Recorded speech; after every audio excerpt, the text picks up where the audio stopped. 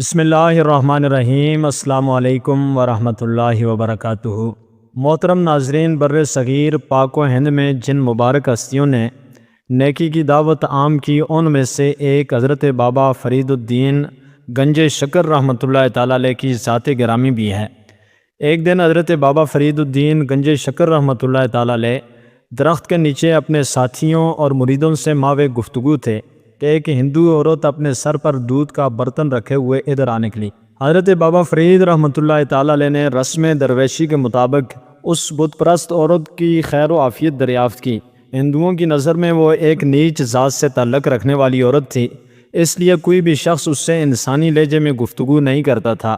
آج جب اس نے ایک دوسرے مذہب کے ماننے والے بزرگ شخص کی طرف سے برابری کا سلوک دیکھا تو اپنی حالت زار بیان کرنے لگی۔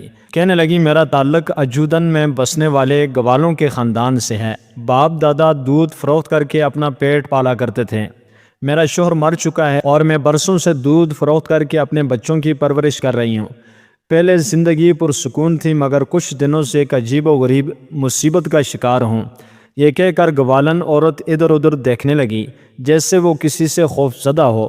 حضرت بابا فرید الدین رحمۃ اللہ تعالیٰ علیہ نے عورت کی ذہنی کشمکش کو محسوس کرتے ہوئے فرمایا، تم بے خوف و خطر اپنے دل کی بات کہہ ڈالو۔ ہم لوگ مسلمان ہوتے ہوئے بھی تمہارے غم گسار ہیں، کیونکہ ہمارا مذہب دنیا کے ہر مظلوم کی حمایت کرتا ہے۔ حضرت بابا فرید رحمۃ اللہ تعالیٰ علیہ کی شفقت و محبت کا مظاہرہ دیکھ کر ہندو عورت نے وہ راز کہہ ڈالا جس سے بیان کرتے ہوئے اس کی زبان کانپ رہی تھی۔ کہنے لگی، کچھ دن سے ایسا ہو رہا ہے کہ یہاں کے چند جوگی اور جادوگر مجھے پریشان کر رہے ہیں۔ وہ روزانہ مطالبہ کرتے ہیں کہ سارا دودھ انہیں دے دیا جائے۔ کچھ دن تک تو میں نے ایسا ہی کیا، مگر جب ان سے دودھ کی قیمت طلب کی تو جوگیوں نے بڑی بے رحمی سے جواب دیا کہ وہ لوگ جو چیز خریدتے ہیں اس کی قیمت ادا نہیں کرتے۔ میں نے آئندہ دودھ دینے سے انکار کیا تو وہ لوگ شراب یعنی بد دعا دینے لگے کہ اگر ہمیں دودھ نہیں دے گی تو تیرا دودھ اس قابل نہیں رہے گا کہ کوئی دوسرا خرید سکے۔ میں نے جادوگروں کی اس دھمکی کو کوئی اہمیت نہیں دی اور واپس چلی گئی۔ پھر جب دوسرے دن دودھ فروخت کرنے گاؤں گئی تو میری حیرت کی کوئی انتہا نہ رہی۔ دودھ کے تمام برتن کیڑوں سے بھرے ہوئے تھے۔ میں نے اس سے اتفاق سمجھا، مگر دوسرے دن بھی یہی واقعہ پیش آیا۔ مجبور ہو کر میں دوبارہ ان جوگیوں کے پاس گئی اور ان سے رو رو کر التجا کی کہ نصف دودھ وہ لے لیں اور باقی میرے بچوں کے لیے چھوڑ دیں، مگر ان ظالموں پر میری گریہ وزاری کا کوئی اثر نہیں ہوا۔ پھر ایک دن ان جادوگروں کے چیلے میرے گھر آئے اور بڑے بے دردانہ انداز میں کہنے لگے، گرو جی کا حکم ہے کہ اگر تو ہمیں دودھ فراہم نہیں کرے گی تو پہلے تیرے سارے جانور مر جائیں گے، پھر ہم تیرے بچوں کو اپنے قہر و غضب کا نشانہ بنائیں گے۔ تو جن بچوں کی خاطر در بدر پھٹکتی ہے وہ کچھ دن بعد اس دنیا میں نہیں رہیں گے۔ آخر بچوں کی محبت نے مجھے مجبور کر دیا۔ میں کئی ماہ سے ان ظالموں کو دودھ فراہم کر رہی ہوں اور گاؤں والوں سے قرض لے کر اپنی زندگی گزار رہی ہوں۔ آخر گاؤں والے بھی کہاں تک قرض دیں گے؟ یہ کہہ کر دودھ فروش عورت اپنے دامن سے آنسو پوچھنے لگی۔ حضرت بابا فرید رحمۃ اللہ تعالیٰ علیہ نے ایک مظلوم عورت کی دکھوں کی داستان سن کر فرمایا، صبر کرو، تمہاری مصیبت کے یہ دن گزرنے ہی والے ہیں۔ اچانک دودھ فروش عورت گھبرائے ہوئے لہجے میں کہنے لگی، خیر، میری تو جس طرح گزر جائے گی، مگر تم لوگ بہت شریف ہو، آج تمہیں ان درختوں کے نیچے دیکھا تو چلی آئی۔ میری طرح تم لوگ بھی غریب ہو۔ میں تمہیں یہ بتانے آئی تھی کہ کہیں وہ ظالم جادوگر ادھر کا رخ نہ کریں اور پھر تم ان کی جفاکاریوں کا نشانہ بن جاؤ۔ عورت کی سادہ دلی قابل دید تھی۔ وہ اپنی پریشانیوں کو بھول کر درویشوں کو جادوگروں کے ممکنہ اقدام سے بچانے آئی تھی۔ حضرت بابا فرید رحمۃ اللہ تعالیٰ علیہ اس دودھ فروش عورت کے خلوص سے بہت زیادہ متاثر ہوئے اور فرمانے لگے، تم ایک سادہ دل عورت ہو، ہم فقیران بے نوا تمہارے اس خلوص کو ہمیشہ یاد رکھیں گے۔ ویسے تم بھی یاد رکھو کہ جب تک اللہ کی طرف سے کوئی مصیبت انسان کا مقدر نہ بن جائے، اس وقت تک دنیا کی کوئی طاقت اس سے ذرہ برابر بھی نقصان نہیں پہنچا سکتی۔ اگر تم جوگیوں اور جادوگروں کے بجائے اپنے دل میں اللہ کا خوف پیدا کر لو تو تم خود بھی محفوظ رہو گی، تمہارے بچے اور تمہارے جانور بھی محفوظ رہیں گے۔ تم بھگوان کی بات کر رہے ہو؟ دودھ فروش عورت نے حیرت زدہ لہجے میں کہا، میں تو اس سے روز ہی یاد کرتی ہوں، مگر میرے دکھوں میں کوئی کمی نہیں آتی۔ تم جس بھگوان کی پوجا کرتی ہو وہ تو خود ایک بے جان مجسمہ ہے جو اپنی جگہ جنبش بھی نہیں کر سکتا، وہ کسی انسان کے کیا کام آئے گا؟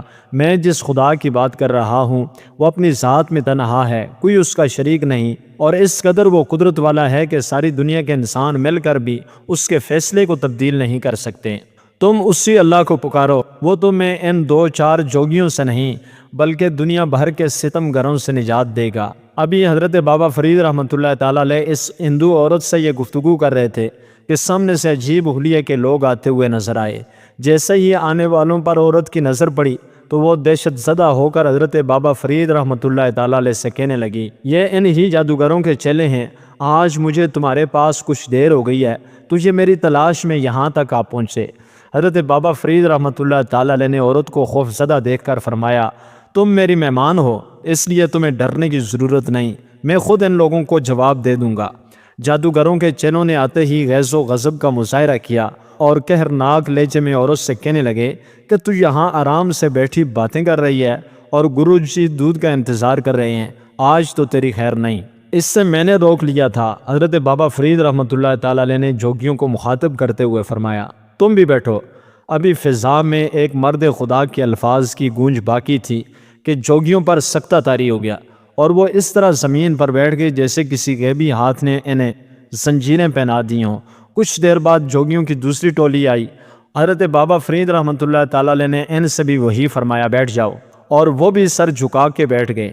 الغرض گرو نے اپنے تمام چیلوں کو بھیجا اور وہ سب کے سب اسی طرح بابا فرید رحمۃ اللہ تعالیٰ علیہ کے سامنے سر جھکا کے بیٹھ گئے جیسے انہیں کسی طاقتور مقناطیس نے جگڑ لیا ہو۔ آخر میں جوگیوں کا گرو اپنے چیلوں کو ڈھونڈتا ہوا ادھر آ نکلا۔ تم لوگ یہاں کیا کر رہے ہو؟ گرو نے غضبناک ہو کر اپنے شاگردوں کی طرف دیکھا۔ انہیں میں نے قید کر لیا ہے، اب یہ کہیں نہیں جا سکتے۔ حضرت بابا فرید رحمۃ اللہ تعالیٰ علیہ نے فرمایا، کون ہے اس دنیا میں جو میرے چیلوں کو قید کر سکے؟ گرو نے انتہائی غرور و تکبر کا مظاہرہ کرتے ہوئے کہا اور پھر بلند آواز میں اپنے منتر پڑھنے لگا، اب تیرا کوئی منتر نہیں چلے گا۔ حضرت بابا فرید رحمۃ اللہ تعالیٰ علیہ نے فرمایا، کفر کے دن پورے ہو چکے۔ گرو پر ہذیانی کیفیت طاری ہو گئی، وہ چیخ چیخ کر منتر پڑھنے لگا، بدی کی تمام طاقتوں کو پکارتا رہا مگر آج کوئی اس کا مددگار نہیں تھا۔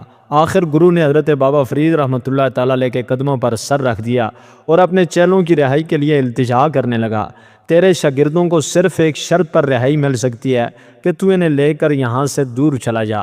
حضرت بابا فرید رحمۃ اللہ تعالیٰ علیہ نے پرجلال لہجے میں فرمایا، اگر آئندہ تو نے مخلوق خدا کو تنگ کیا تو پھر تجھ پر خدا کی زمین تنگ ہو جائے گی۔ گرو بہت دیر تک حضرت بابا فرید علیہ رحمت سے معافی مانگتا رہا اور پھر اپنے چیلوں کو لے کر اچھودن کی حدود سے نکل گیا۔ گرو کے جانے کے بعد حضرت بابا فرید رحمۃ اللہ تعالیٰ علیہ اسی جگہ پر اقامت پذیر ہو گئے اور پورا قصبہ آپ کی اس کرامت کے شور سے گونجنے لگا۔ آخر کار سینکڑوں بت پرست حلقہ اسلام میں داخل ہو گئے۔ اچودن میں یہ آپ رحمۃ اللہ تعالیٰ علیہ کی پہلی روحانی فتح تھی۔ اللہ عز و جل کی ان پر رحمت ہو اور ان کے صدقے ہماری مغفرت ہو۔